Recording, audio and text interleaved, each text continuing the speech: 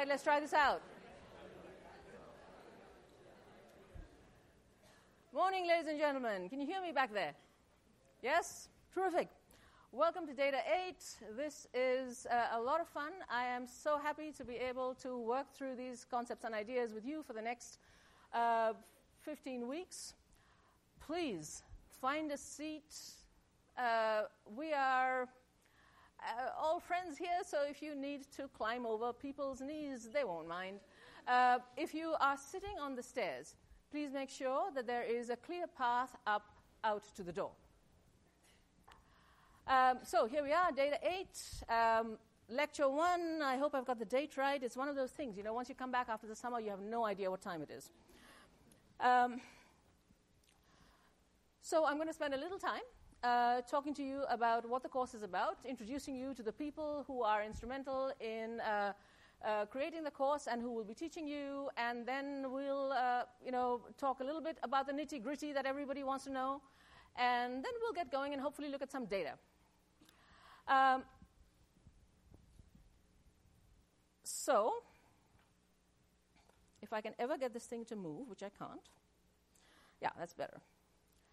Data8.org. You don't need to write that down. You will remember it forever.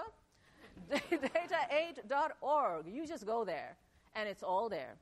There's a schedule. There's what you're supposed to read every day. Your homeworks are going to be there. Your projects are going to be there. I'm not going to take you through it today. I might take you through it on Friday. But it's all there. Course information, what percent is for, what grade, when stuff is due. It's all there. Right? So today we won't spend time on that level of detail, but you should go check that out. What I want to talk to you rather is why this course. And many of you will have seen, something like, even if you have not taken it, you will have seen something like AP Statistics Introductory Data Analysis. Many of you have at least thought about maybe programming a computer, and all of you have used the computer, and all of you have heard the following. There's data everywhere, and now we need to know what to do with it. Well, let me tell you something. There's always been data everywhere, and we've always needed to know how to do with it. It's just that our tools keep improving, and therefore that informs the questions that we ask. And what's happened is, since we have replaced that TI, whatever it is, calculator that only emerged in maths class and physics class and then got put away and nobody really loved it very much, since we replaced that by this machine that is basically an extension of all our arms, there's much less overhead to analyzing data. You don't have to spend 15 weeks learning mathematics and 15 weeks learning computing and so on. You can just get going with a browser. You can ask interesting questions. You can deal with data sets that are big, complicated, and therefore interesting without much background at all. And it took a while for us to realize this, but once we did, there were a number of faculty on this campus that said, why don't we teach it that way? Why are we teaching statistics and computing and data analysis the way it was taught in the 20th century? When most of you, born in the 20th century, but I don't think you remember much of it, do you? There you go. Okay, so we need a course for your century, and that's what this is. So we're trying to do things in a way that hasn't been done elsewhere, and there is significant interest elsewhere, but, as always, Berkeley will always take the plunge. So we did it, and it's a lot of fun. It is not a one-person enterprise at all. It is it's a collaboration across faculty taught by a team of instructors, some of whom I would like to introduce. The first person I'd like to introduce is David Culler, co-director of the Berkeley Data Science Initiative, who says he has 5 sentences for you.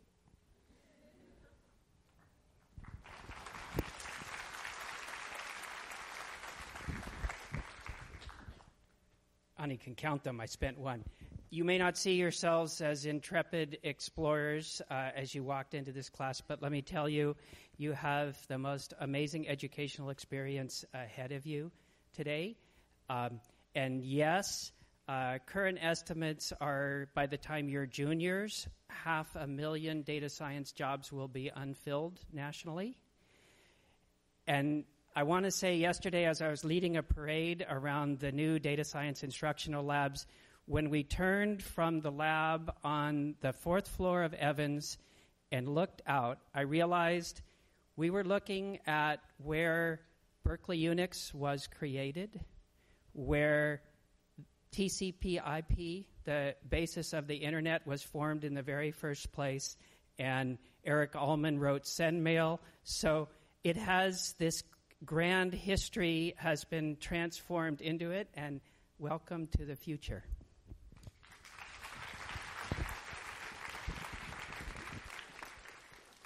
And another person who is central to this course will introduce himself.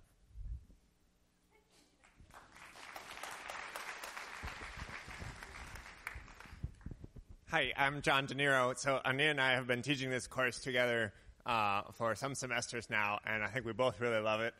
So you'll see me occasionally pop in to just tell you about some things that I think are particularly interesting in the course. But I just wanted to share the sentiment that this course doesn't overlap a whole lot with anything else on campus. It really is unique. People think of it as a computer science course because you do learn to program here in Data 8, but the programming content is not a subset or a high overlap with anything else you'll get on campus. It's fine to take this before you take more programming or after you take more programming, or just take this course, and it will give you a bunch of useful skills to apply to anything you want in life. So if you have questions about exactly how this course fits in with everything else that's on campus, feel free to post on Piazza, and I'll try to answer those too. And I will definitely see you around. Welcome to Data 8.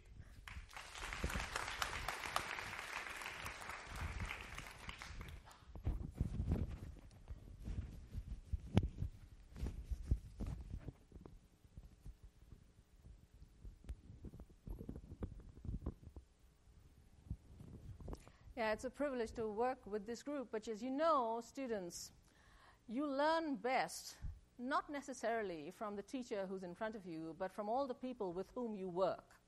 And the first set of people with whom you are going to work is an amazing set of core staff, some of whom are here. All right, so those people and others like them here. I won't go through their names because that would feel like I'm going to take a quiz afterwards, but you know they're all going to be around.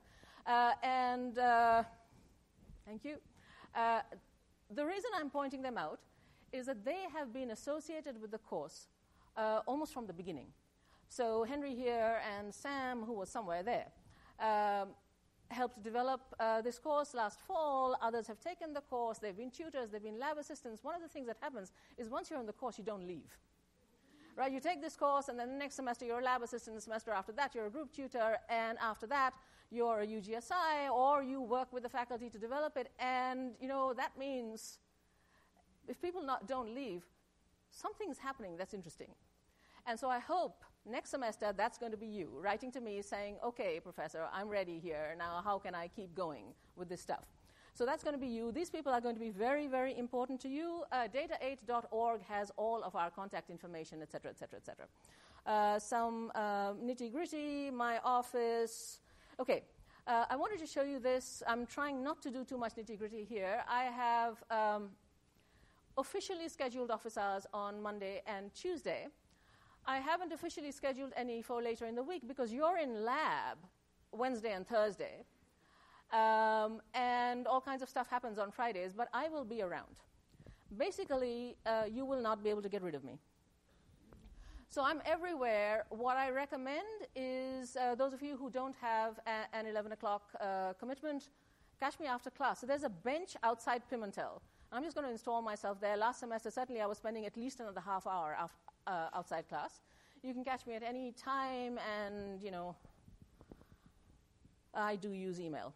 So get in touch and use the resources that you have. What I'd like to do before talking a little bit more about nitty-gritty of what you are expected to do is to discuss data science just in general. And one of the things to be aware of is that data science, that terminology did not come from academia. It came from industry. It came from industry when people who did a lot of computer programming or people who did not have a data analysis background looked around and said, wait a minute, I have to understand data, and there's a science to it. And even though I'm usually, I raise my eyebrows when there are terms that are coined by industry, data science, if you had to coin a term, that is about the best term you could coin. It emphasizes the two right things. The data, that's the reality, and science is thinking. So when I say science, I don't just mean physics, chemistry, and so on. I just mean a way of thinking which is used as much in history as it is in physics. And so what exactly is data science? I think we get to define it. Because if you ask 20 experts what data science is, you'll get 20 different answers. So we're just going to define it. And as far as we're concerned, at the beginning, you can help me develop this definition as we go along. But today I'm going to start with drawing conclusions from data using computation. And data can be anything. Data can be text, data can be music, data can be pictures, of course numbers, but anything that we can somehow quantify and work with. And there are often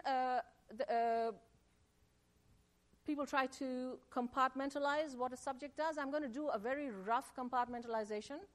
If you have some data, for example, you have some records of where the polar bear populations were over the past 20 years, and separately you have temperature records. It's interesting to see whether those two are somehow related to each other.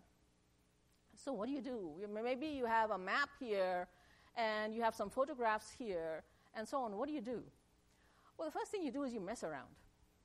And messing around has a formal name. We're going to do a lot of that. A lot of messing around with an open question to which we don't know the right answer. And so please be prepared to just go in there, get your hands dirty, and explore. What you're going to be looking for, if you can, is patterns, and a very useful tool is visualization. So there's going to be a lot of pictures. You're going to be seeing a lot of pictures here. You're going to be drawing a lot of pictures yourself. Maps, tons and tons of maps. So there's exploration. And one of the reasons we look at data and examine it is we try to predict the future. Based on what we have seen thus far of what's happening to the polar bear populations and the temperatures, what do we think the population is going to be like in 10 years, 20 years, 5 years? Which of those questions, by the way, do you think is the easiest to answer? 5 years. It's harder to predict what happens out later. We try to predict, and that's making an informed guess, though it has more formal names. So here is a term that excites people: machine learning. And all that is there's so much data that it's not possible for humans to look at every little bit of it. There are certain routine things that you can teach the computer to do so that it by itself can analyze data. So you know that when you go on to a website and they use cookies, so they keep track of what you're doing. If you have been buying shoes any time in the past week on your computer, then regardless of what you're doing, up will pop some ads for shoes. And what's happened is that there is a machine that has recognized that this person has logged on from this place and they were looking at shoes, and maybe they want to look at more shoes, and so there are all these people selling ads for shoes. And those organizations have to pick, are they going to pay for the ad for that person? And then the one that gets paid for pops up, and all of this happens before you've had time to click the next letter, right? So there's some machine learning that has happened there, and we will get a tiny, tiny taste of it.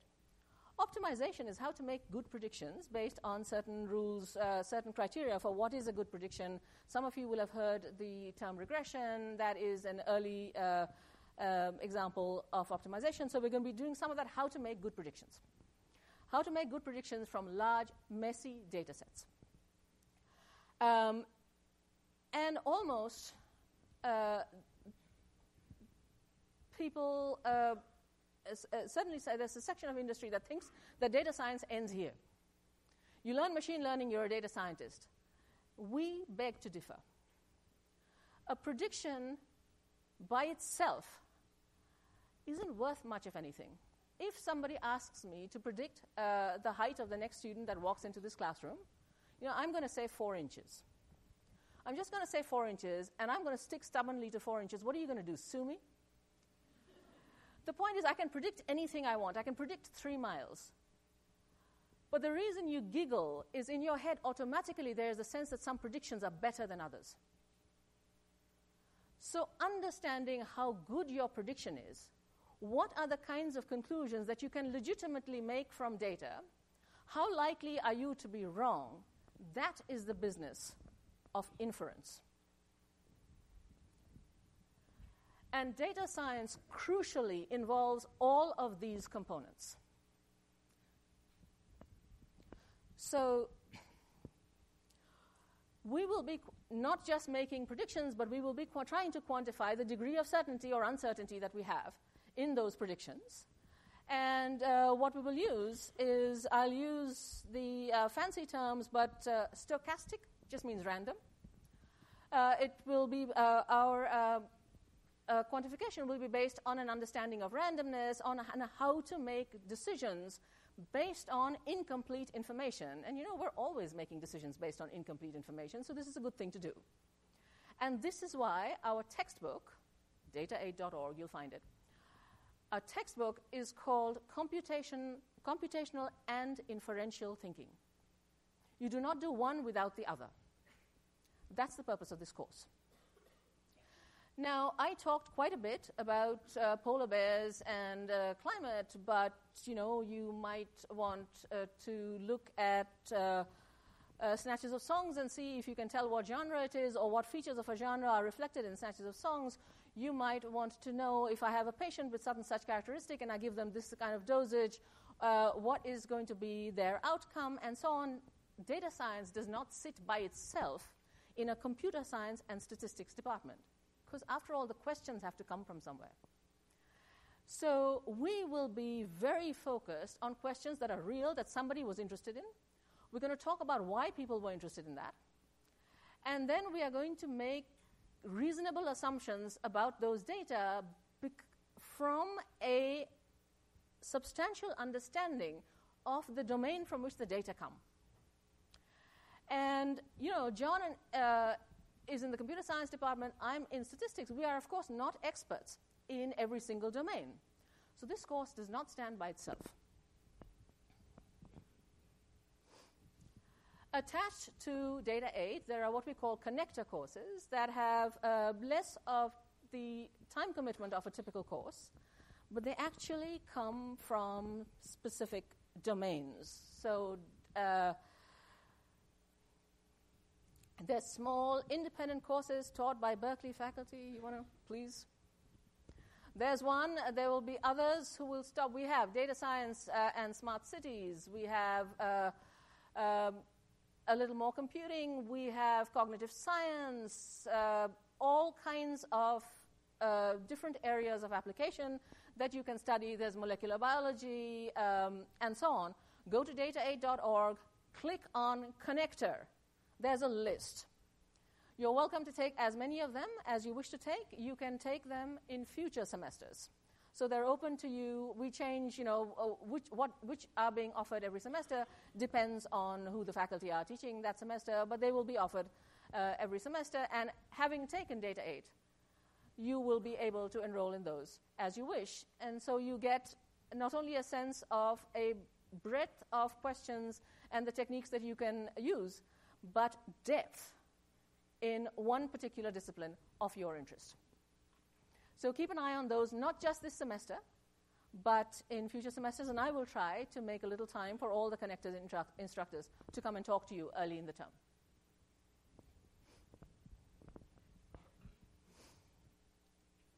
All right, so I'm going to pause for a second. And, when faculty talk in generalities, it's actually hard to have questions. But is there something that I've said that you have questions about? There will be plenty of questions about nitty-gritty detail that I'll talk about in just a moment. Anybody? How does this compare to this or that? Nothing? Not yet? No, I'm not surprised. This is a slightly unfair moment to ask you to ask a question. Okay, so I told you to go to data8.org and click. There's a connector button. Just click on it. You'll find the information. Okay, so here we go. Nitty-gritty. There's the lecture. It has a screencast. What is a screencast? A screencast is a video that shows you that screen. It shows you that screen, and the audio is what I'm saying on this mic. That's what you see. Okay, so now a lot of people, especially the freshmen, who are having their first experience of going to school without their parents yelling at them in the morning to get out of bed, they are thinking, great, I'll watch that. Because then I don't have to get out of bed until 11 o'clock. I am a college student. Great. Go for it, but get over it. Okay? Because one of the things for you to understand, especially those of you who are new to the university experience, is that courses, especially lectures, don't move in one direction. They don't just come this way. If I had felt that it was sufficient to simply have the students watch a video, you know what I would have done? I would have made the video and I wouldn't have shown up. I'm here for a reason. The ethos of a course, the effectiveness of a course, depends crucially on the communication between faculty member and students. And you think I can't communicate with 600 people, you watch me. Okay? But the point is, who I communicate with is determined by who's in the room. Now, it will come as no surprise to you, even if you don't have a background in data analysis, that the sort of student who shows up every time is quite different from the sort of student who's home in their pajamas. So therefore, the discussion will be driven by the students who are here. So if you're the person who sits at home and watches the video at some time, possibly 5 minutes before something's due, the questions may not address the questions that you have because you're a different kind of person. Whereas if you were here, we'd address them. So show up. Your presence matters. And in a room like this, it is easy to feel, especially on the first day, seriously? Your presence matters. Because John and I have done this for a long time, and even though I don't know you yet, and I might not know your name or might be able to identify you for quite some time, we have this sense of when the group is not following. There is a vibe that comes through to the faculty member, and we have a sense of whether the eyes are shining or whether they're glazed. And if you're in your dorm room, in your pajamas, if your eyes are glazed, I cannot see them. So please show up. What's my responsibility? I'm not going to take attendance. You're grown-ups. You have to make these decisions for yourself. My job is to make these 50 minutes enjoyable and productive for you. You are here for a reason. I will not waste your time. I am extremely respectful of my students' time. You are busy people. You have classes, you have other classes, many of you have jobs. You have all kinds of responsibilities. And I would like to make your 50 minutes here very effective. I was amused in one of my upper division classes, that 134, a few people were in there. One of my teaching evaluations said, I don't usually come to class. But surprisingly, for this class, I didn't feel bad about going to lecture. So I'm reading that, thinking, thank you, I think. But my job is to make you not feel bad about coming to lecture. Let's put it that way. All right? So show up, please. Okay, end of sermon. There is a weekly lab. It's a 2-hour lab which you must attend. Okay, before anybody asks, you must attend the lab in which you are enrolled or for which you are waitlisted, not any other one. And I'm sorry if your schedule doesn't allow that this week, but take a look at the size of this room. We cannot have flux.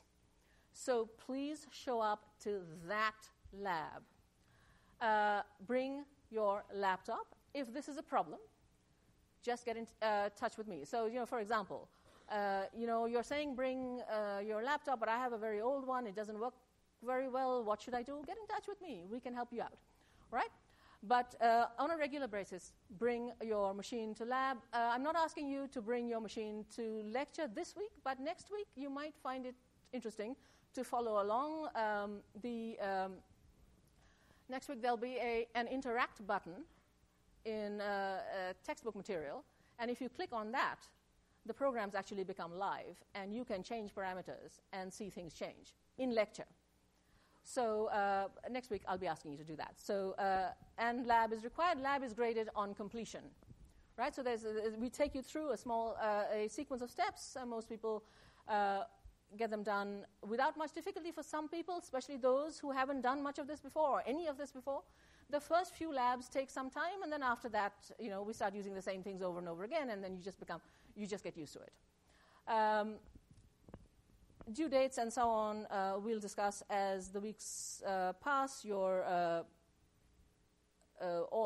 the due dates are on data8.org.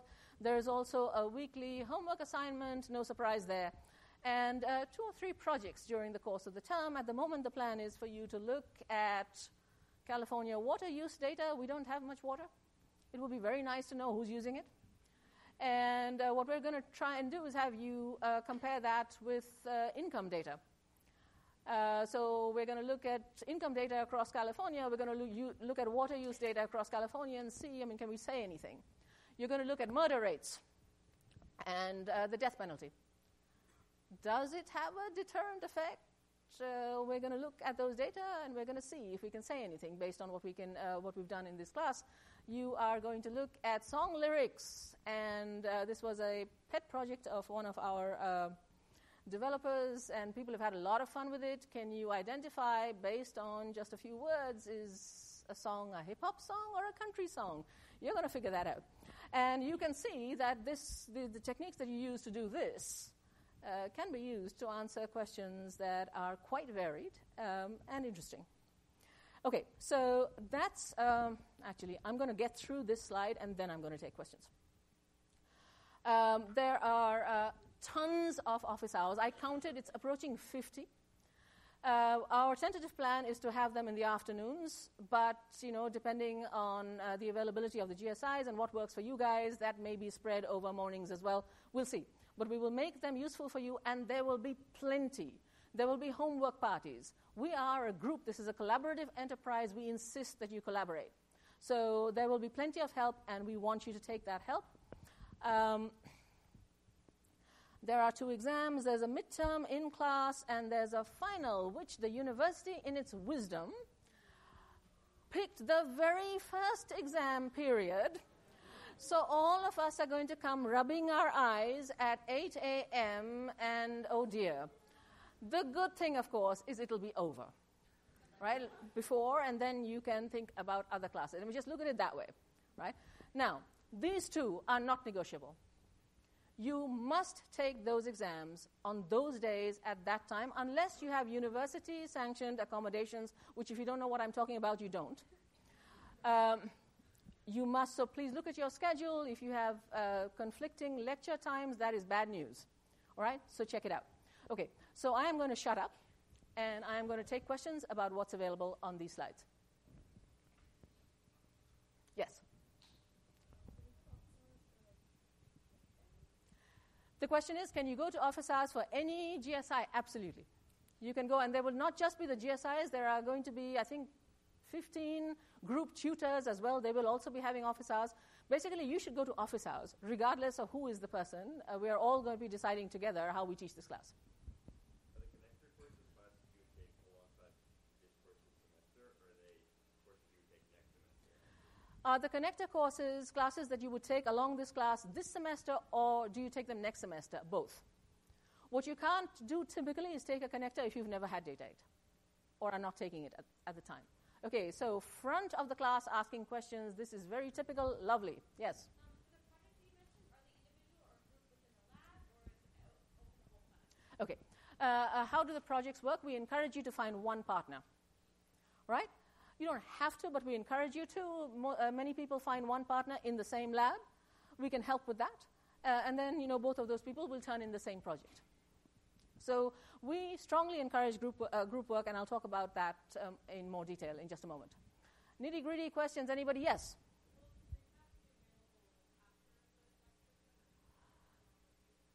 The screencasts will be available as soon as they become available to us, which in my memory doesn't take that long. So I'm not holding them off, right? Now, of course, that helps the pajama crowd, but I am expecting that people will still be here. Okay. There and then there. Yes, please.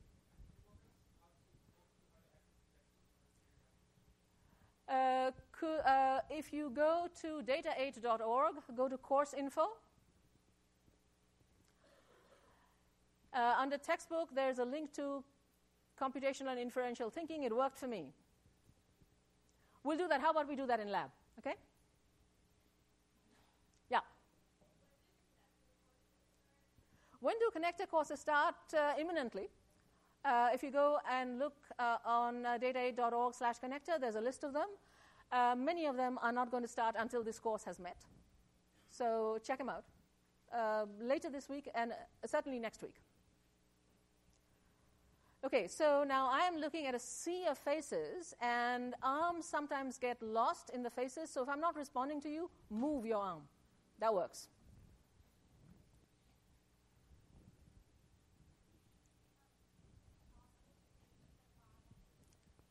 Is it possible to go to a different lab after this week? If you can do it on Cal Central, yes.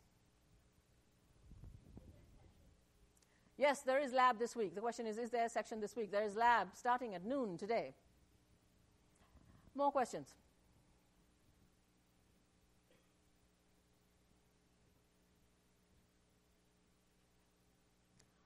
Yes. Thank you. Thank you for moving your arm. It worked, see? Yeah.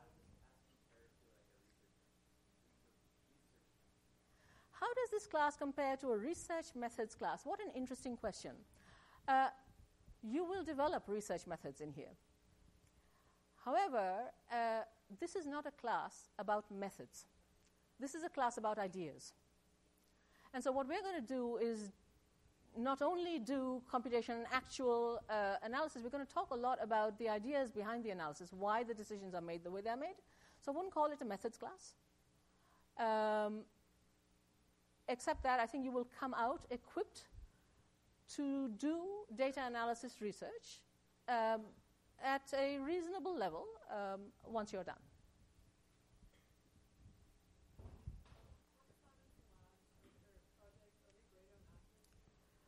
The homework assignment, okay, so this is the first question on grades, and I am very happy that it took this long for somebody to ask me about grades. Are they graded on accuracy? Well, projects and homework assignments, yes. We do expect you to, figure things out, but you figure things out as a group. I'll talk about that in just a moment. Grades. I do not spend the first lecture talking about grades. Here's the message about grades. We will not grade this class on a curve. What we're expecting is that every student will succeed. We will work towards that. You will work towards that. And students will do very well. I taught this course last fall, and if I just looked at percentages of grades, there were vastly more A's than I have given in standard courses. Why? Because people got it. And why did they get it? Because they came, they communicated, they talked with their friends, and they figured it out in company with the instructors. That's what we're doing in this class. Our job is not to put hurdles in your way or to tell you, well, you ought to have known this, so we're not going to talk to you. Our job is to take you, whoever you are, and work with you so that you succeed. That's the job. And here I want to tell you about what I was told about teaching. I'm going to see how my time is going. I'm great. Okay. What I was told about teaching, I told my GSIs this. I was told this in 1982 by David Blackwell. Look him up.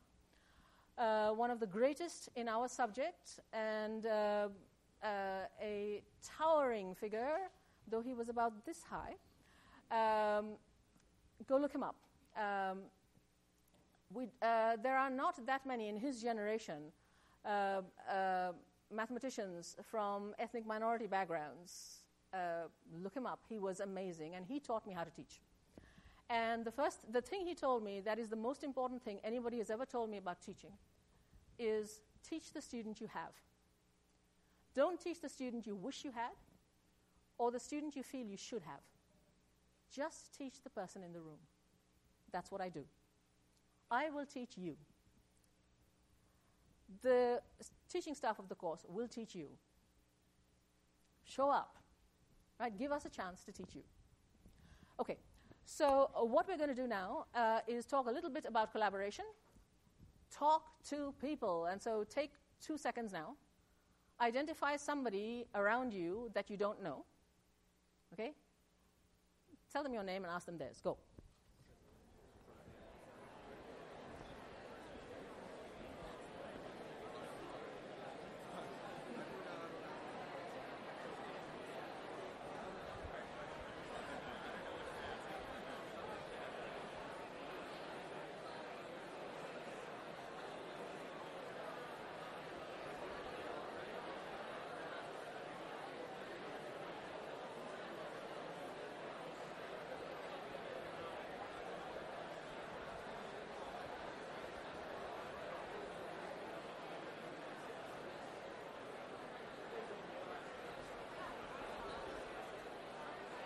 All right. Oh, that is the sound of 500 people talking. And you will hear that sound every lecture because I will stop and say, talk to the people around you, figure this out, please tell me what you think. All right, so this is not going to be a one-way communication. You're going to be talking with me. You're going to be talking with your neighbor. You're going to come here expecting to communicate. You are not here to watch TV. Okay. So we, of course, ask you to ask questions, discuss questions with each other. Not on exams. Submit your lab assignments individually. There's a submit button. Submit it. Talk to the people in your lab table. By all means, talk to the GSI. Now, if you choose not to be part of the group, fine. Sit in your dorm room in your pajamas, do it alone, right? But honestly, that's a lonely way to live. Show up. Submit homework individually. If you really worked with 7 people and all 7 of you are providing us with the same answers, please list those 7 names. We encourage you to submit projects in pairs. However, we will, if that doesn't work for you, talk to me. Limits of collaboration, you know the limits of collaboration. Come on, you've come through school. Don't copy answers. This is silly. It's a waste of time. So one of the things to keep in mind is if I ask you a question, it's on a homework or a project or something, your job is not to find the answer from somewhere and give it to me. And the reason that's not your job is I already know the answer. Right? I don't need you to go finding it. I need you to come up with it. Right? That's the goal. So don't go finding answers from other people or other places or the internet. Work on it. Talk to other people. Talk to us. And it will work. Okay, so we have this line on our slides. I hate this line, but it is a true line, and I have to show it to you.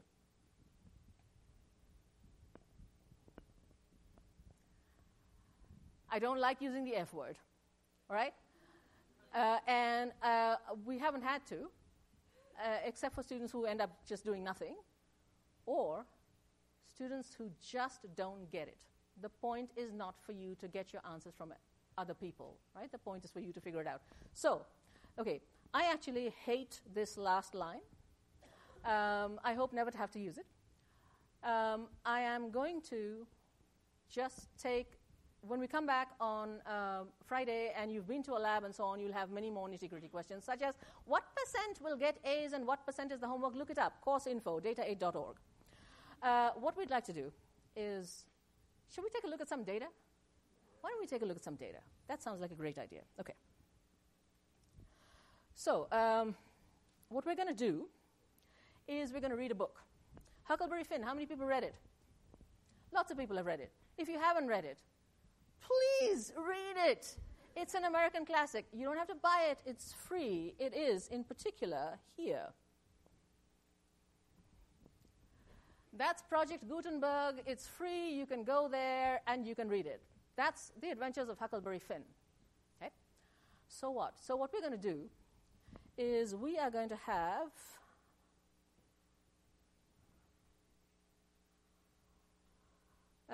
our machine read not only that, but another book as well. When you see that star there, it's reading. My computer is reading. Okay. It has now read Huckleberry Finn. It's also read a book called Little Women. How many of you read that? Fewer. Yeah, too bad. It's a good book. Okay. So just to make sure that, in fact, it did read Huckleberry Finn and it didn't just go away and play Pokemon Go, what we've done is we've split the book into chapters. And that is, you don't know me without you have read a book called The Adventures of Tom Sawyer. That book was written by Mr. Mark Twain. He told the truth, mainly. One of the most famous openings in American literature. So we did read the right book. And there you have the chapters and so on. I implore you not to pay attention to the code, right? Just note that it's very short. You don't have to do much to make all this happen. All right, so that's the book. And what we're going to do is we are going to count how many times each of the main characters appeared. And many of you have read the book. You know there's Jim. You know there's Huck. You know there's Tom Sawyer, yes? Now, there are those two actors and so on, and Huck's dad and all of that. We won't look at them. We're just going to look at these three people. And we are going to visualize. We are going to draw a picture. Okay, take a look at that picture. On the horizontal axis is chapter number. There are about 40 chapters, 42-something chapters in this book. It's chapter number. And the gray line is the line for Huck, and what it is counting is how many times the name Huck has appeared in the book up to that point.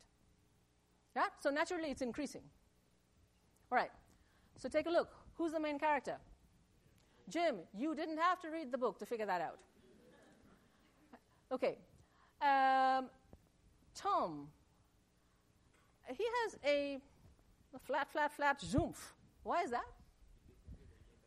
Exactly. He was not there for much of the book, and then he shows up at the end. And you see what happens to all of the three graphs at that point? Everybody starts to rise. Yes? There's a lot of action at that point. Right? Huck's been captured. They've got to get him out.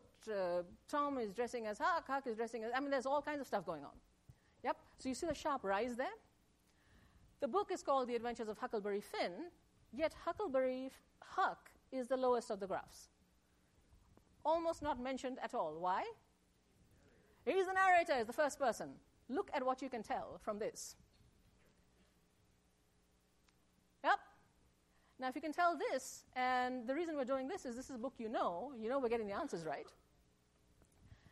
Why don't we do it for Little Women, which is a book that many of you haven't read and should have. So chapter 1 is Christmas won't be Christmas without presents. They were just like us in those days. Okay, so I'm going to draw an equivalent picture to what we had here.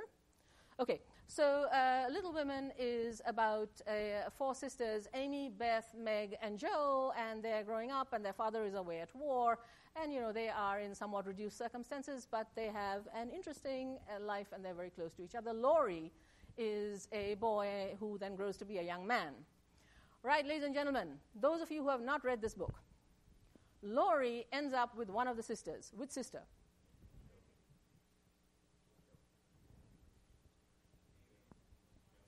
All right, so I have had 2 answers. I have had Jo and I have had Amy.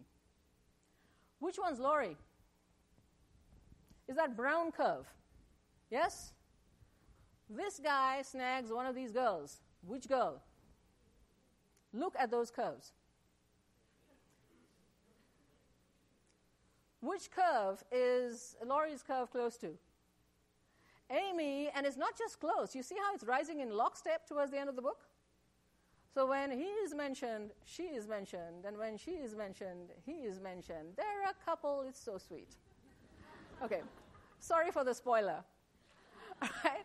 But you can see, bang, in 1 second, you can get what's going on in the book. You can get that Joe is the main character. Lots of references to Joe. Yep. And so you can figure out what is going on in a book without ever having read that book at all. However, these two books you will read. Now, if you could do this by reading the book, then who needs a computer? Who indeed? What computers do really well is repetitive, boring stuff that takes forever. So what we are going to do is we are going to change what character means. Character also means things like letters, A, B, C, D, space, period, and so on, right? What we're going to do is for each chapter, we are going to count how many characters there are. And we're going to count how many periods there are. And if there's anybody in this room who actually wants to do that themselves, they're very weird. This is why we have computers. And so we are going to do that, and we are going to look. This is chapter 1, 2, 3, 4. Chapter length just refers to the number of characters. So the first chapter has 7,000-something characters and 66 periods. Right? So chapter 3 has how many characters, please? 8,000. Good. And how many periods? 72. Terrific. So you know how to read that, right? So the computer did it instantly. And it can do the same thing for Little Women. No surprise, longer chapters with more characters have more periods. Yep? More sentences, more periods. And of course, sentences end with other punctuation as well, but the bulk of them end with periods. We're doing a very rough and ready thing here. Okay, so this is something you couldn't easily have done. And the natural question to ask, having done it, is why on earth did we do such a stupid thing like that? I mean, because we're messing around. And when you mess around, you don't ahead of time know the right thing to look at. So what we're going to do is we're going to actually keep messing around. We're going to keep with this and look at it. And we're going to plot. Okay. So there is 1 point for each chapter. The blue dots are Huckleberry Finn. The yellow dots, the gold dots, I should say, are Little Women. Please note that when Berkeley writes the data science library, all the graphs are blue and gold. On the horizontal axis, you have the number of periods. So every dot represents a chapter. On the horizontal axis, you have the number of periods. On the vertical, you have the number of characters. Yes? You see roughly a straight line? Do you see something very interesting? The yellow dots and the blue dots follow pretty much the same straight line. Right? These two writers have very different writing styles. That is an interesting observation. Now, I'm confident that if you put Salman Rushdie up there, you'll get something quite different. But this is interesting, and what we're going to do is we're just going to take a look right here. Chapters with 100 periods. You agree that they're all here? Yes? That's what they have to be. So there are 100 periods. How many characters are there? Looks to me like 10,000 to 15,000. Yes? So that translates to about 100 to 150 characters per period. Yeah? Where do you see roughly 100 to 150 characters per thought? Twitter. Thank you. So there's something going on. To be continued. I'll see you Friday.